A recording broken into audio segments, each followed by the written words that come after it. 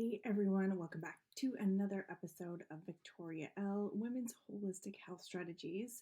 This is your go-to podcast for all things health, wellness, and finding ways to feel fabulous through perimenopause and midlife. So I am your host, Victoria, and today we are digging into magnesium.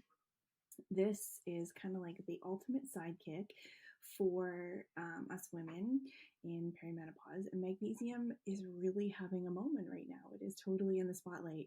So I'm here for it, and I want to help educate you on how to use it, what to do with it, why you should take it, when to take it, all that kind of good stuff, because you guys are asking a lot of questions about it. So grab a cup of tea or get comfy and let's chat about this mighty mineral and how you can add it into your life to make life better for you and how you can use it and when you can use it. So first, I want to talk a little bit about perimenopause, right? That wild roller coaster ride of hormonal changes leading up to when we finally hit menopause. You might be dealing with things like mood swings, sleepless nights, hot flashes, brain fog, anxious thoughts. Some of you may even be experiencing bone health issues, and it's a lot. It can be really intense, but I don't want you to worry. With a little help from magnesium, we can start to smooth out some of those bumps and really help you to create that harmony in your hormones once again. So before I dig into this too far, please remember that this podcast is for your education and your entertainment, and that this is generalized information that I'm giving you today aimed at helping you potentially find something that may align with you and what you need at this moment. I am sharing from my perspective and my experience. As always, it is important to reach out to a health practitioner that you trust and someone that you know will help you navigate this with personalized strategies and approaches, because remember, we are not all the exact same, right? So, why is magnesium such a big deal? Why is it having its moment right now? Why are you guys all reaching out to me being like, what magnesium should I take? How do I take it? Why? When I go to the store, there's 7 million different flavors and brands and names. Like, what are these? So that's what we're talking about today. So magnesium is this mineral that is involved in over 300, yes, I said 300 biochemical reactions in your body. So obviously it's a big deal, and obviously it's very important. And for all you science lovers, that's like having like an entire superhero squad working in your body around the clock 24/7. It is a powerhouse mineral that is very, very vital to our health and our well-being. So let's break down the benefits of magnesium. So magnesium is a mood booster. Magnesium helps your body to produce serotonin, the happy hormone. We've all heard about this one. So it's like having a natural mood elevator within your system. It also helps as a sleep enhancer. It supports our GABA receptors, and that helps to promote relaxation, better sleep. And it's kind of like it helps you, it's like that nightly meditation or lullaby. It just helps you to kind of drift into sleep a little bit easier. It's also a bone builder. It helps calcium be absorbed in your system, and it does help to keep your bones strong, sturdy, healthy. That's a major factor for a lot of women as we age. And it's actually been shown, this is the interesting one, it's been shown to help with hot flashes as well, because magnesium helps to stabilize a lot of the hormones that are all over the place right now, which can reduce the hot flashes that are happening within your system. So it's a really important, like, if that's the only thing it's doing for me, that's a really important thing. Thank you very much. So there are, like, many of you reach out and you've said, okay, I went to the store, I went to buy a magnesium supplement, and there's like 700 different magnesium so-and-sos. So I'm going to cover a couple of the more known ones, and we're going to kind of talk about those ones and when to take them and why. Okay. So the best, and a lot of people are asking, like, what is the best type, right? So if we get into the nitty-gritty of which magnesium types are the best for perimenopause women, there are actually several forms, and each does have its own unique benefits. So here are my top picks. Here's what I take. Magnesium glycate. You will want this one because one, the magnesium glycate is really gentle on the stomach. It's very calming. It helps with anxiety. It helps with sleep. It's perfect. I take magnesium glycate at night I have a glass of water with a scoop of magnesium glycate in my water at night about an hour before I go to bed. And it really helps me to wind down and to prepare. Like I said, it's like that lullaby, that sleep meditation. It starts to prepare your mind and your body for rest. The second one that's very popular, this is the one you'll find more prominent on the shelves or in the online space, if that's how you order yours, is magnesium citrate. So this helps with constipation. Believe it or not, it helps you poop. And it's this is a common thing that happens during perimenopause, or especially if you're in your menstrual cycle at menstruation. This is a big thing. So taking magnesium citrate actually will help with things, move things along, get things going again. And it also is shown to help balance the electrolytes in your body.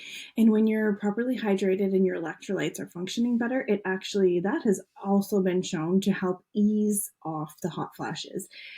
This is a new thing to me. I have recently started learning about this, but apparently incorrect electrolyte and hydration levels can be one of the major factors for hot flashes. And how many of us are guilty of not fully being hydrated properly? Just an FYI. And then the third one I want to talk about is magnesium malate. So this is the one that you want to take in the morning. Magnesium malate helps you to boost energy. It makes you feel vital. It's also the one that is most often found in like recovery drinks for muscle pain. Helps with muscle recovery post-workout or just like post-life, post-day, so it's a really good one to take first thing in the morning. And it's also good to take at those times maybe you're feeling low or you're like dragging your feet a little bit. This one will help you, has been really shown to help you with your getting your pep back in your step. So that's a good one to take. And then, this one I always mess up the name. You will be able to see on the blog the names of these things. Magnesium L threonate. I didn't say it right. So this one's a really important one because it's one of the magnesiums that can actually cross the blood-brain barrier. That means it can actually support our cognitive function. This one I took in massive doses when I was recovering and healing my brain after my serious concussion. It would help with the brain fog, the memory issues. It was really helping me to rebuild my brain. Technically, that's what I needed to do. I needed to heal my brain. And this one I took like in tons. I took it so much. Magnesium oxide. So this one approach with caution. A lot of people have stomach pain or stomach reaction to magnesium oxide because this one contains a really high concentration of magnesium. So it's good for those of you that are having severe deficiencies, but it has also been shown to be less absorbable. So from what I read and what I could study on this, it's not often the one that is the go-to. So you're better off to use one of the other ones and just take higher doses. The other things that we need to talk about, I kind of addressed a little bit, but is when you need to take these different kinds of magnesium, because timing on these is everything. And there really is a way to maximize your magnesium to make sure that you are getting the best benefits from what you're purchasing, right? So in the morning, like I said, you want to take your magnesium malate. The morning is definitely your best bet. This is the one that gives you that boost, that kickstart. I also noticed that there's a lot of like those energized products, the fizzy water product things. They have magnesium malate in them. So if you're taking those, be aware, or at least read your ingredients. And if the one that you're taking has magnesium malate in it, make sure that you're not taking it later in the afternoon. It can be just as energizing as coffee for a lot of people. So you want to be very mindful of that. It will give you that nice energy boost without the jitters of coffee, which is really nice. And I just think it's a great one to have first thing in the morning to just kickstart your day, right? Get your day going. And then in the evening, the magnesium glycinate or the magnesium citrate, that, like I said, those are the ones that I take in the evening. I have a powder that I scoop into some water, I dissolve. I take it about an hour, maybe half hour before I go to bed. And this one just helps you to calm down. There was a product on the market for a very long time. I believe it was actually called Calm, that was basically just flavored magnesium powder, and you would just put it in your water and it would help. And a lot of people found a lot of benefit from that. So magnesium glycate, magnesium citrate right before bed, not right before bed, about 20 minutes before bed, huge benefit. With meals, you want to take magnesium with meals. If you're someone that's taking it and finding you're getting tummy troubles, that taking it with a meal will really, really help that. And then some handy tips for taking magnesium, right? These are a few quick tips so that you can actually get the most out of your magnesium. One, please make sure that whenever you buy supplements, you are purchasing supplements that are high grade, that are not just like off the shelf at the pharmacy. Please. You want to find good quality, high grade supplements without fillers or binders or any of that kind of stuff. So my first tip is start low and go slow. If you have never had magnesium before, please do not get an evening magnesium powder and put like 3 or 4 scoops of this stuff into your water and then go to bed. One, magnesium glycate and magnesium citrate at night can help with your bowel movements in the morning. So you know what that means if you've taken too many. So begin with that lower dose, start small, see how you feel, and then increase and go from there, right? Start small. Another really good tip is to make sure you are pairing your magnesium with vitamin D and calcium.